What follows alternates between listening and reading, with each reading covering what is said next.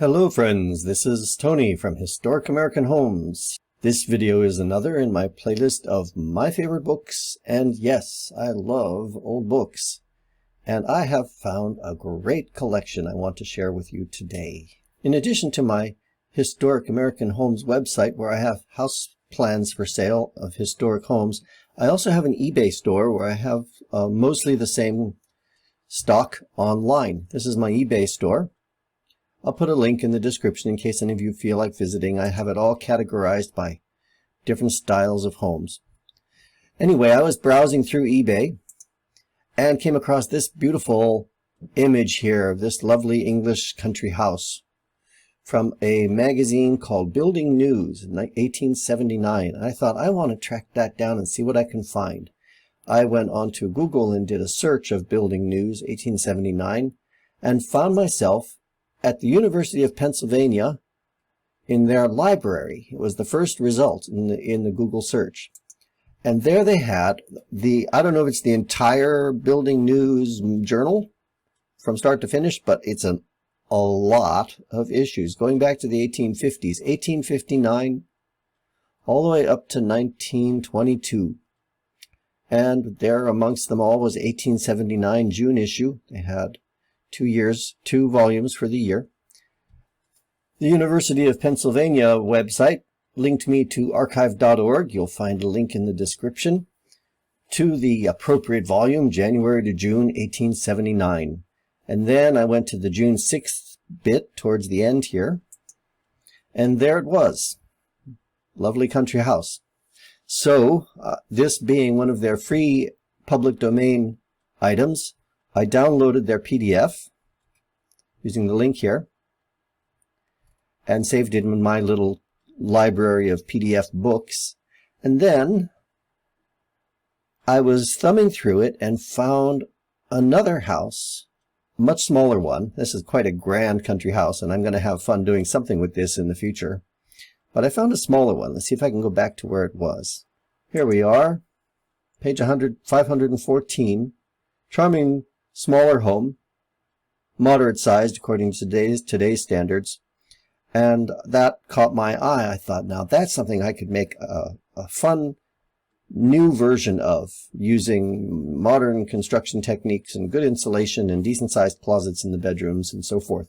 So I saved the book and put it in my book collection, and then I took this image here and put it into Photoshop and fiddled with it so that I could use the scales that were on here to get rough approximate sizes of the various rooms and the height of the building and so forth. I'll show you a few of those images. So here's the folder. I rotated everything so that it's all straight and easy to see.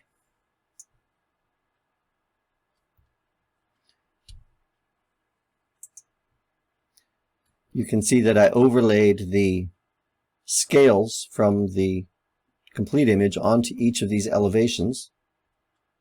There were only 2 elevations on that print, but that's enough to work with. I can make something out of that and figure out the others. I took the first floor plan and I added the scale bars onto it so that I could get some dimensions. And now I think I've got all I need to work out the approximate sizes of the rooms. You can see that the floor plan is a very common and traditional floor plan, a center hall, pretty much leading all the way through the house, and then a room at each corner. 4 rooms, 1 at each corner. We've got a sitting room on the left, a sitting room on the right, and then in the back corner on the right we have the kitchen, passageway, a larder, a scullery. In the very back we have a place for coal, WC. Now, you know, this was based on 1879 needs. We don't need to have a coal chute in the back or quite the same approach to some of these different spaces, so I'll probably fiddle with it. I'm thinking that I'll leave the kitchen on the upper right here and then take these spaces, scullery, passage, and larder, and kind of join them to the kitchen to make more of a family room. I may do the whole thing as I'm talking about it. I'm thinking I may do the whole thing mirror image. I'll put the kitchen on the left side and let the kitchen kind of bleed across the back into a family room. And then on the left front, where it says sitting room, I will make a dining room that would be adjacent to the kitchen, a kind of formal dining room. And on the right side of the entrance, front right, the living room. And then upstairs, they're basically just 4 bedrooms and 1 bathroom. So I think what I'll do is I'll combine 2 of the bedrooms into a master bedroom suite, and then with its own bath, and then the other 2 bedrooms I'll have a shared bath, and I'll have a 3-bedroom, 2-bath arrangement upstairs. As far as the little extension off the back, I think that can be handled so many ways. There's really no need to stick with that as it is. Of course, there's also no garage on this house, so perhaps I will use an extension off the back of the kitchen and use that as a utility room, mudroom space, and have that connect to a garage, so that coming in from the garage, you'd pass through a mudroom into the family kitchen area. Coming from outside, you could come through the mudroom and come in the back way as well. Anyhow, that I think will be a fun project to work on in the coming weeks. I am, however, busy with one other thing I'll have to finish before then. You all may or may not be aware of my YouTube channel, where I explore various topics connected to home design, and particularly homes that are intended to be modeled after historic styles. So I'm working right now on a project that I'm going to need to finish up before I can come back to that English cottage, and that's the house that you see here. Now this video, I'm going to go over to the video. I had some people contact me.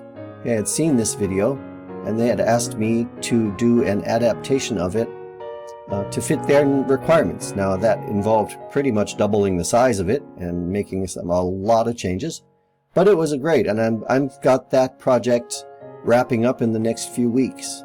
So I'm looking forward to finishing that up, and it's nice to see somebody taking one of these ideas and running with it and making it their own with my help.